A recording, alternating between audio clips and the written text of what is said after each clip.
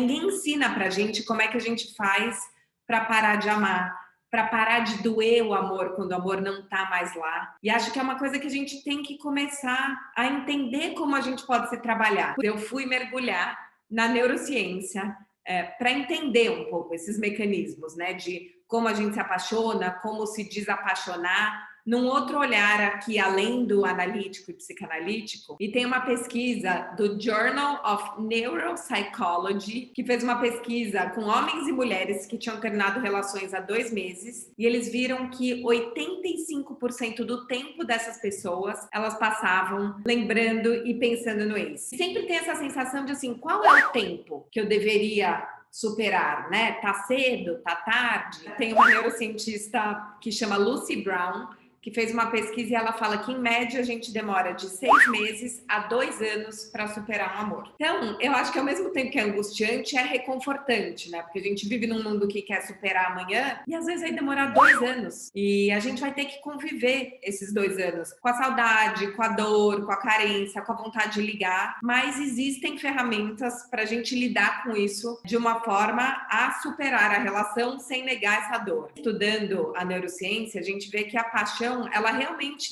age na gente, a paixão e o amor, como se fosse uma droga. Então, o mesmo vício que a gente tem por álcool, por drogas e até o comportamento de pessoas que têm TOC, transtorno obsessivo compulsivo, age no cérebro de formas muito parecidas com que o amor e a paixão agem. Então, a gente realmente é viciado nessas sensações, no que acontece no corpo e na pessoa. Mas vamos entender por que a paixão e o amor são drogas. E eles fizeram pesquisas com pessoas que tinham terminado relações, e quando você mostra uma foto do ex para as pessoas, a área do cérebro que é ativada é exatamente a mesma área do cérebro que é ativada em viciados, ou seja, aquele seu crush tóxico realmente age de uma maneira tóxica dentro de você. Mesmo quando dói, rola o sistema de recompensa. O que acontece é assim, quando a gente tem esse momento de prazer, o cérebro libera dopamina, que é um composto que traz essa alegria. Então, mesmo sabendo que é uma coisa que vai fazer mal pra gente, como quimicamente o nosso corpo tem essa sensação de alegria, a gente vai procurar isso cada vez mais, cada vez mais. E já que a gente está falando que a gente fica intoxicado desse amor e da paixão, também rola abstinência. A gente ficou apaixonado, viciado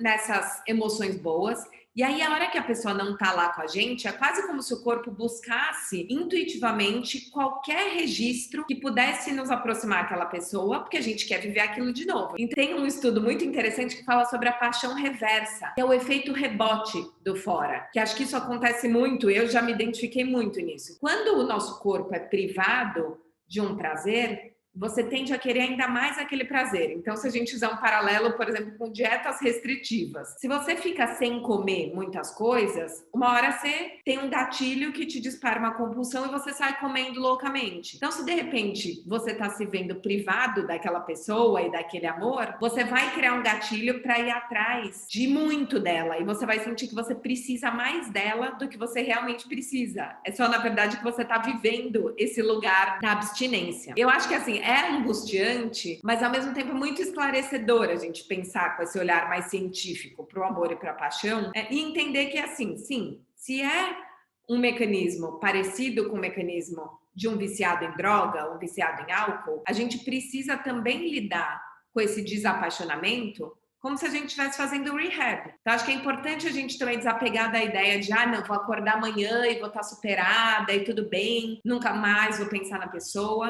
A gente tem que pensar que é um vício. Então, como todo vício, primeiro vai ser a gente pensar na pessoa, a gente sentir falta dela, a gente achar que o prazer só vem dela, mas aí a gente tem um trabalho diário de desconstruir esses gatilhos automáticos e se ajudar a ir por outros caminhos, né? Acho que assim como o viciado, uma pessoa que está nesse estado apaixonado vai sempre ter que ficar no estado de vigilância. Então é olhar, perceber as emoções e ir por um caminho que muitas vezes vai parecer contraintuitivo, mas é possível. Porque a gente tem essa máxima de não, com o tempo passa, as coisas vão passar. Se a gente tiver esse circuito mental viciado em lembrar das emoções boas e sentir saudade da pessoa, por mais que o tempo passe, a gente sempre vai voltar para esse pensamento e sempre vai estar apegado a essa pessoa. Então, o que ajuda a gente a desconstruir isso e se distanciando dessa pessoa que a gente amava muito. A sugestão é limpar os 5 sentidos. Eu acho isso maravilhoso, que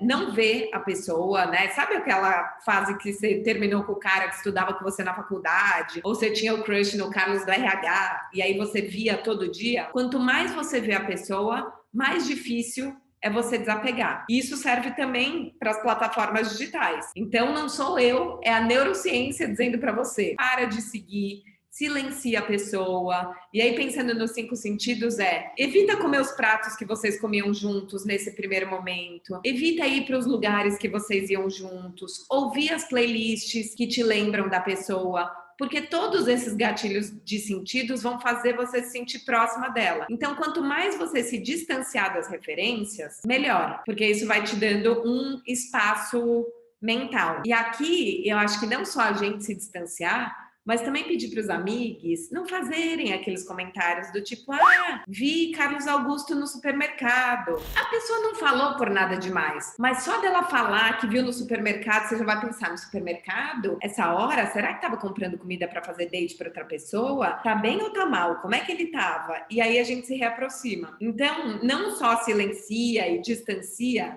dos 5 sentidos, como pede para seus amigos também não falarem sobre a pessoa. Tá tudo bem, é melhor ficar distante até essa coisa curar. A distância realmente ajuda. Tem que se forçar a pensar nas coisas ruins. A neurociência fala pra gente anotar e reler todos os dias o que era ruim, porque a gente tende a minimizar. Então pega um caderno e escreve mesmo tudo que não era legal na relação, como você se sentia, por que terminou, porque às vezes mesmo que você achasse legal, a história terminou e essa pessoa não quis ficar com você. Então anota num papel e toda vez que bater a saudade, lê esse caderno e relembra de todas as coisas ruins. Isso vai ajudar também o seu cérebro a ter outras associações com essa pessoa, que não só as coisas maravilhosas que eram uma única parte da relação. O terceiro ponto que ajuda muito a gente a se desapaixonar é se ocupar com outras coisas. E aqui eu acho importante dizer que, assim, não é pra gente enfiar a dor embaixo do tapete, fingir que ela não tá acontecendo e bola pra frente. Não é isso. A gente pode viver a dor, sentir ela,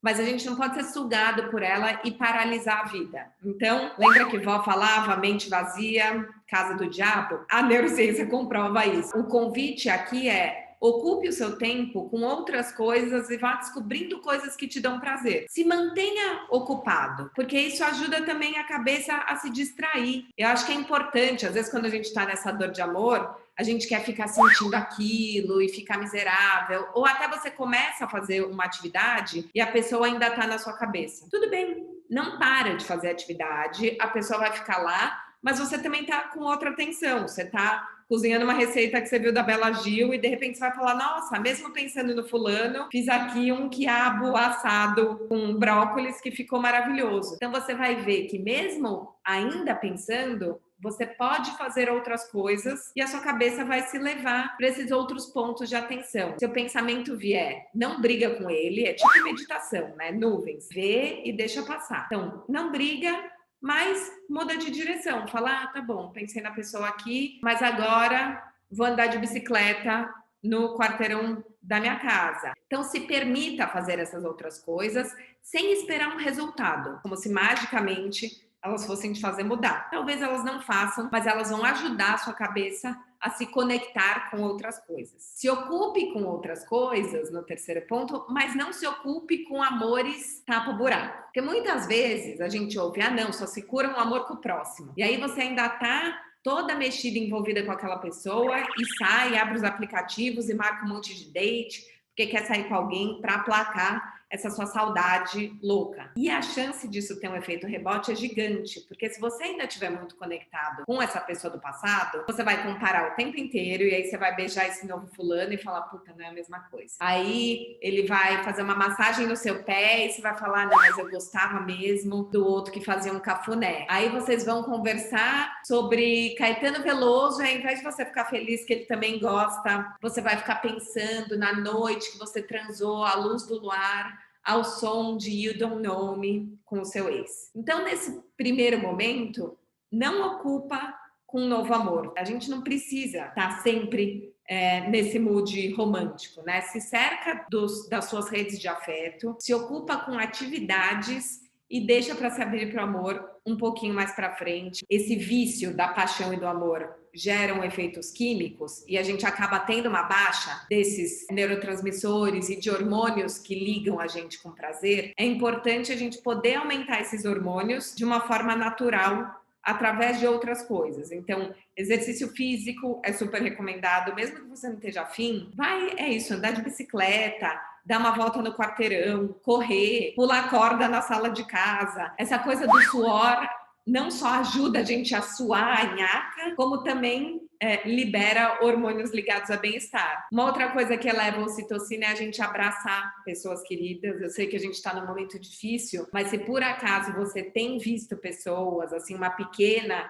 bolha de afeto, ou se você mora com familiares, dá um abraço. O abraço já dá esse acalentar, a gente se sente acolhido. Se você está sozinho, troca o sabonete normal do banho por um óleo de massagem e se dá um abraço no banho, assim, se acolha. Uma outra coisa que os médicos indicam é a gente ter bichos. Então, talvez por isso esteja tendo esse boom de mãe de pets, porque eles falam que ter um animalzinho de estimação realmente diminui o nosso nível de cortisol, aumenta os hormônios de bem-estar, faz com que a gente sinta que a gente está cuidando de alguém e nutrindo um elo de afeto. Dar risada é uma outra coisa que ajuda muito a gente a aumentar esses hormônios.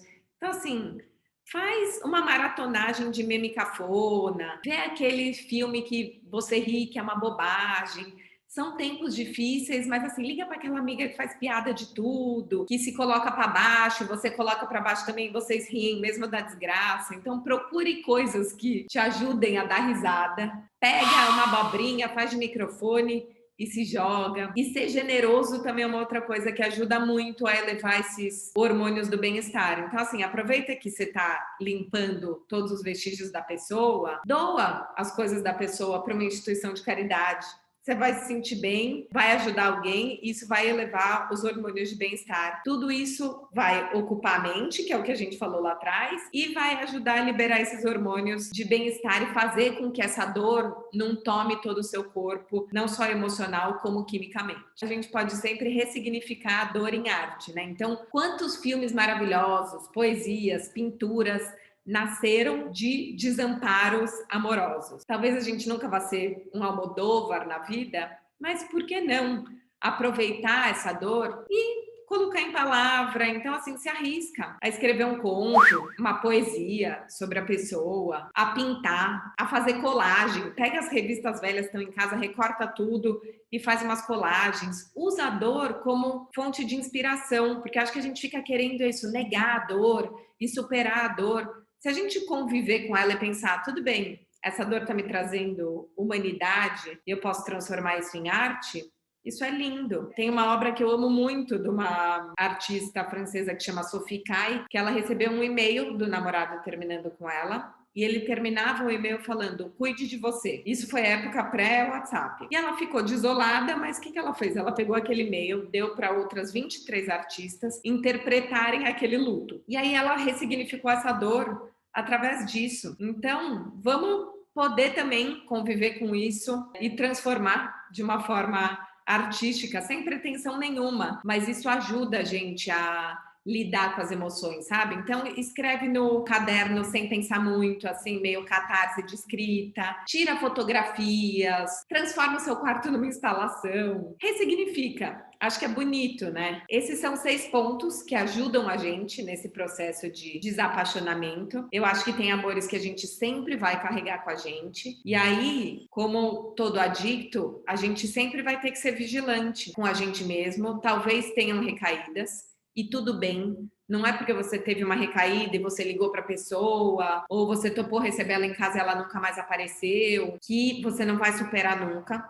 Isso é um processo, acolha a sua recaída também, mas se ajude. Eu, como uma romântica inveterada, acho que a gente deveria aprender a conviver com a nossa dor, ressignificar ela e entender que a gente pode superar, que a gente tem que usar essa dor que vem de um amor que não foi para frente, como forma da gente crescer, aprender, evoluir. E aí, eu que fiz esse vídeo todo baseado na neurociência, volto para o meu lado mais humana. Tem um especialista em filosofia e sexualidade que chama Neil MacArthur. Ele fala assim: se tomarmos uma pílula cada vez que uma relação não der certo, nunca aprenderemos a ver o que fizemos certo, o que fizemos errado e como podemos nos tornar pessoas melhores. Então, assim, sempre vai doer. Eu tenho mergulhado muito na espiritualidade. A espiritualidade defende muito que você pode aprender pela dor ou pelo amor. Que a gente possa aprender pelos dois, né? Que a gente possa amar cada vez mais, mas que a gente viva a dor